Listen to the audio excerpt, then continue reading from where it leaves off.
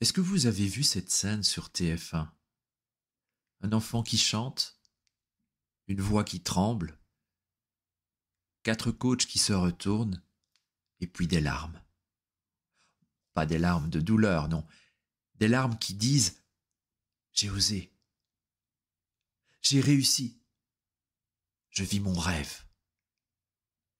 Et tout de suite, des voix autour de lui qui lui disent, en s'empressant « Ne pleure pas, ne pleure pas, respire ». Comme si l'émotion, au moment même où elle prouvait qu'on touchait juste, devait être effacée.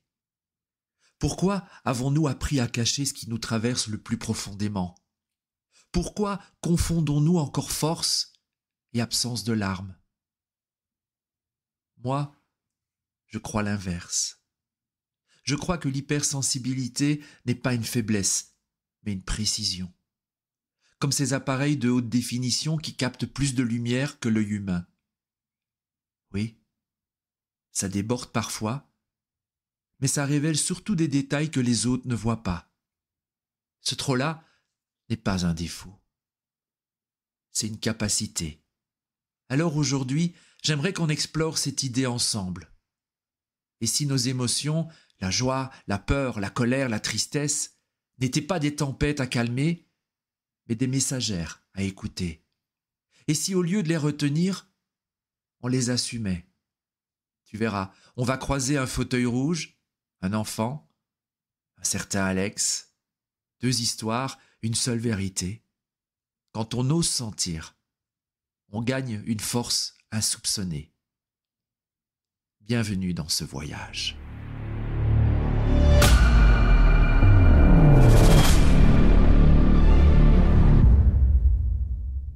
Le fauteuil s'était retourné.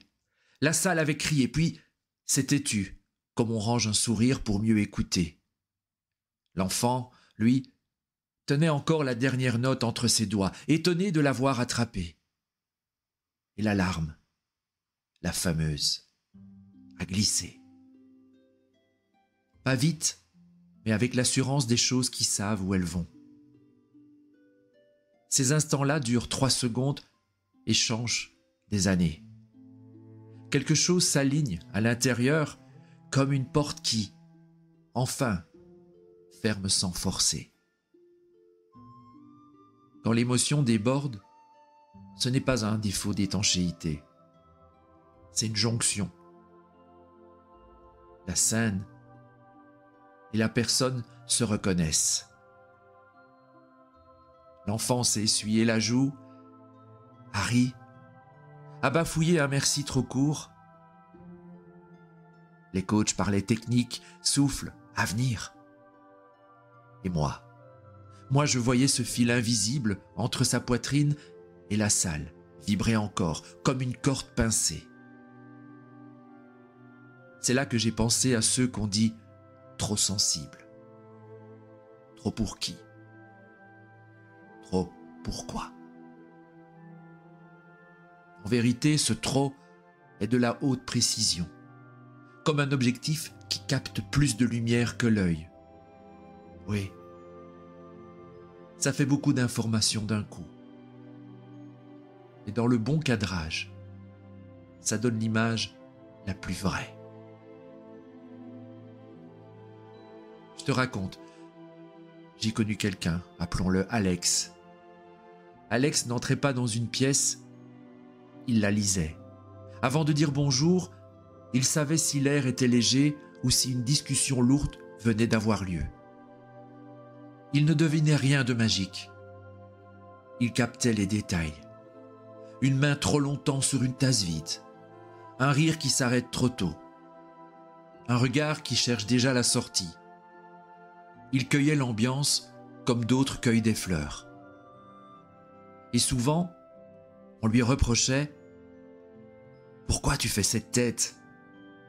Tout va bien ?»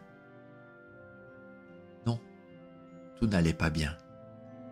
Simplement, personne ne s'en était rendu compte ou n'avait pas encore trouvé les mots. Alex a grandi avec une réputation. Il prend tout à cœur. On disait ça comme on dirait, il est faible. jusqu'au jour où il a compris qu'il n'avait pas un défaut, mais un capteur. Un capteur, ça se règle, ça se protège, ça s'utilise. On ne le jette pas parce qu'il est précis. Revenons au plateau. Entre deux applaudissements, l'enfant a confié qu'il avait failli arrêter de chanter.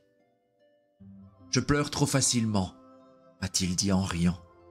Le public a ri avec lui, un rire tendre. Et je me suis dit, voilà l'erreur. On confond ressentir et faiblir. Alors on se fabrique des digues. On cale des mots à la place des sensations. Ça va. Pas grave. On gère. Des pansements sur une peau vivante. Je ne parle pas de pleurer en réunion pour le geste.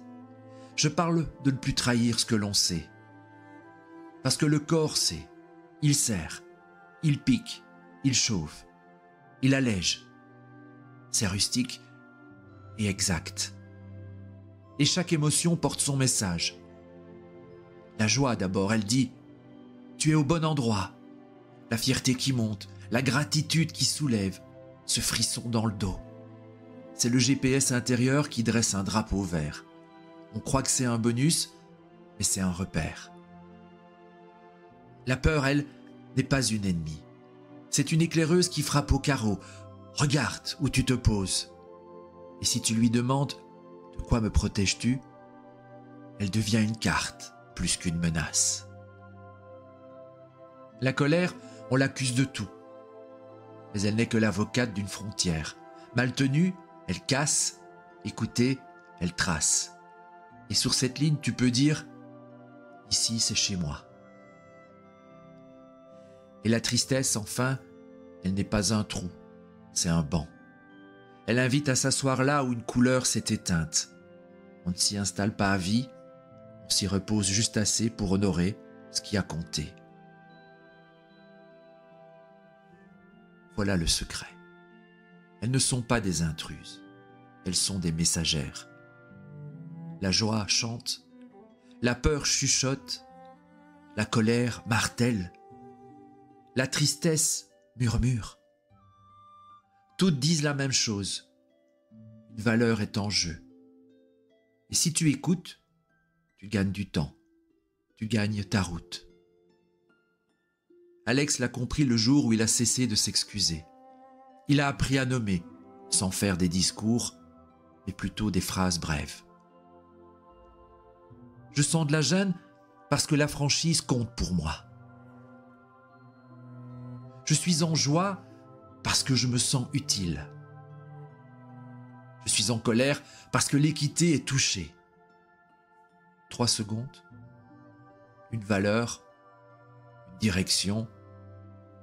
Le monde reste le monde, mais Alex circule dedans sans se perdre maintenant. Et sur le plateau, l'enfant a dit qu'il chantait pour sa grand-mère. Alors tout s'est éclairé. La larme heureuse, la voix tenue, la main qui tremble. Ce n'était pas une performance. C'était un lien.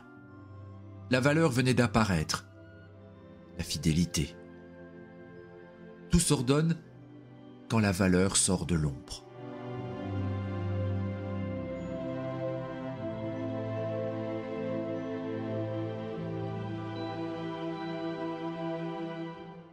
Le matin avait commencé banal, mais Alex savait déjà que ça n'allait pas le rester.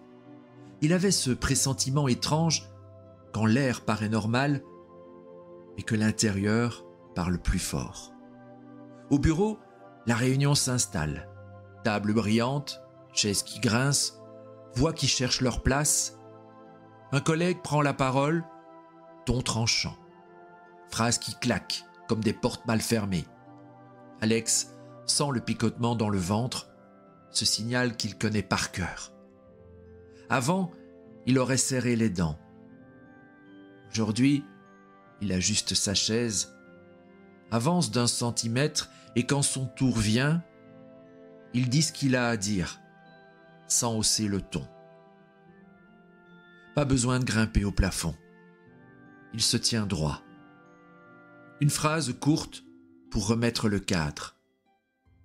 Et la température retombe de 2 degrés. Et chaque chose retrouve son espace. À la pause, un reproche tombe. « On te trouve à vif ce matin. » Il sourit. Autrefois, à vif le condamnait. Désormais, c'est un état, parfois vrai, toujours utile. Il répond « Oui, oui. Je suis attentif parce que le sujet compte pour moi. Pas d'excuses, pas de détour. » À midi, Alex s'éloigne du bruit de la cafétéria. Non qu'il rejette les autres. Il veut simplement les retrouver avec plus de place en lui. 2 rues plus loin, un banc.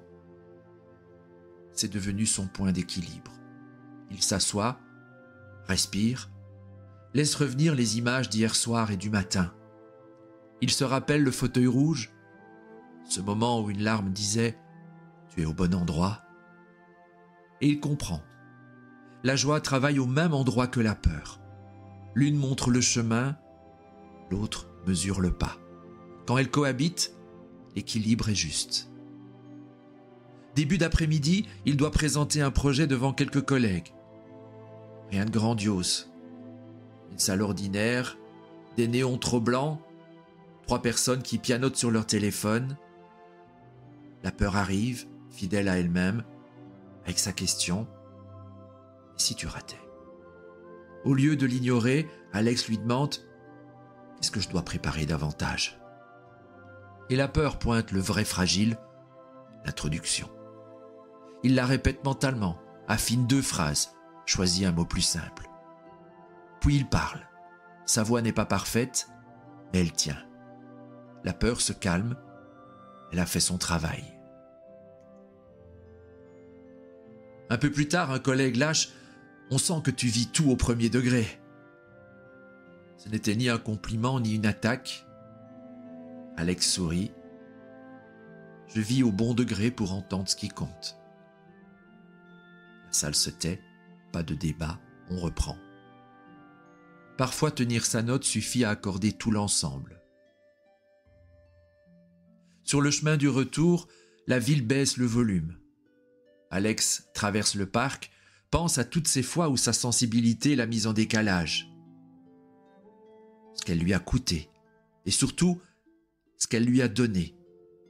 Des directions claires, des rencontres vraies, des décisions solides. Il ne cherche plus à faire la balance, il constate.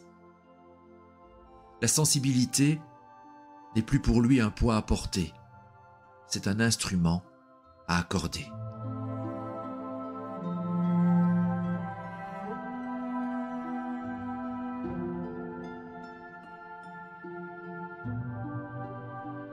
Le dimanche avait l'allure tranquille des jours sans conséquences. Et c'est justement ce qui piège. C'est souvent là que ça se joue. Alex avait promis 2 choses. Un repas pour l'anniversaire de son père, puis aider une amie en galère avec un dossier. 2 promesses sur le même fil, serrées. Trop serrées. À table, le rôti fumait et les voix se chevauchaient. Et puis son oncle, fidèle à lui-même. « Alors, ta sensibilité, ça va? Tu en fais quoi? Ça te complique pas la vie ?» Le rire a suivi, comme une ponctuation automatique. Alex a senti le ventre se tordre. Il a reposé sa fourchette. Elle ne me complique pas la vie. Elle me l'éclaire. La phrase a traversé la table, net. Silence bref, sujet changé. Puis sa sœur a insisté. « Attends au moins le gâteau. Il y en a pour 2 minutes. » Il a cédé. Et les 2 minutes sont devenues 20. Son téléphone a vibré dans sa poche. « J'arrive au point de rupture. Tu viens ?» La peur a serré. « Si je pars, je déçois ici. Si je reste, j'abandonne là-bas. La colère a suivi, pas contre eux, contre ce vieux pli qui l'écrasait. Alors il s'est levé. Je file, et je reviens plus tard si je peux. Pas d'excuse, une vérité. Son père a posé une main sur son épaule. Va. Le gâteau attendrait, l'amour aussi. Dans le bus, la honte a tenté son numéro. T'aurais dû rester. Tu es un ingrat. Alex a soufflé. Non, j'ai choisi. Je réparerai autrement. Et la honte a reculé d'un pas. Chez son ami, la pièce ressemblait à une cabine qui prend l'eau. Papier éparpillé, respiration hachée, phrases qui se contredisent. Elle a lancé « Arrête de me plaindre, dis-moi quoi faire !» Il n'a pas paniqué. Il a posé une main à plat sur la table. Ce que tu ressens a du sens. Mais là, la peur prend trop le dessus. Alors, on va réduire le pas. Qu'est-ce qui doit être vrai ce soir pour que tu dormes? La réponse est tombée, précise. Ils ont enlevé 3 fioritures, gardé l'ossature. Chaque page gagnée rendait de l'air au mur. À 22h, le dossier tenait debout. Pas parfait, suffisant. Elle a soufflé, Harry. Merci. Et Alex a senti, dans son propre corps, une gratitude tranquille. Sur le chemin du retour, la fête battait encore son plein. Il a téléphoné à la maison et a glissé une phrase à son père. Je suis parti avant le gâteau. Mais demain, je reviens en couper une part avec toi. Pas d'excuses rapetissantes, mais plutôt un engagement qui grandit.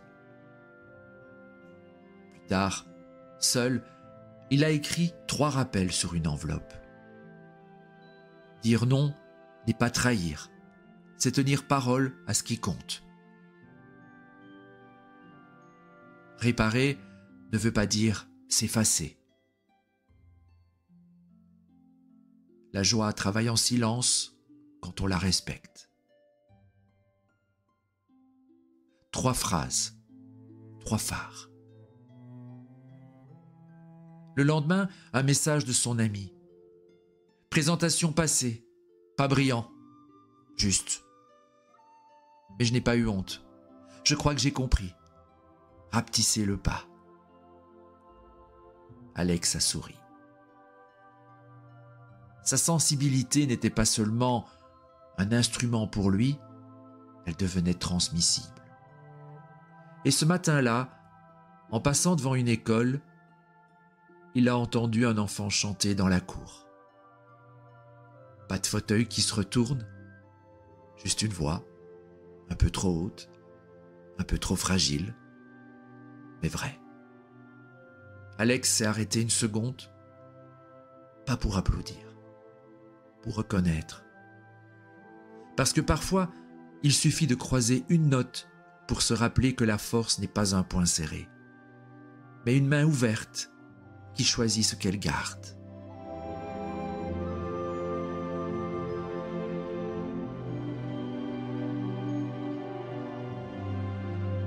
La nuit s'est installée, douce et régulière. Alex s'est endormi sans chercher à tout résoudre. Juste avec cette certitude nouvelle, ses émotions ne l'emportent plus, elles l'orientent. Je repense à l'enfant du fauteuil rouge, à cette larme qui n'était pas une fuite mais une signature. Et je comprends que la vraie force ne vient pas de retenir, mais de laisser parler ces messagères qui nous rappellent ce qui compte. Peur, colère, tristesse, joie. Elles ne sont pas des tempêtes à subir. Elles sont des phares. Elles éclairent le chemin, chacune à leur manière. Alors la prochaine fois que ça déborde, souviens-toi, tu n'es pas fragile, tu es précis. Et ta sensibilité n'est pas une faille, c'est ton instrument le plus fiable. Parce que sur une scène, comme dans la vie, ce n'est jamais le plus fort qui tient le micro le plus longtemps. C'est toujours la vérité.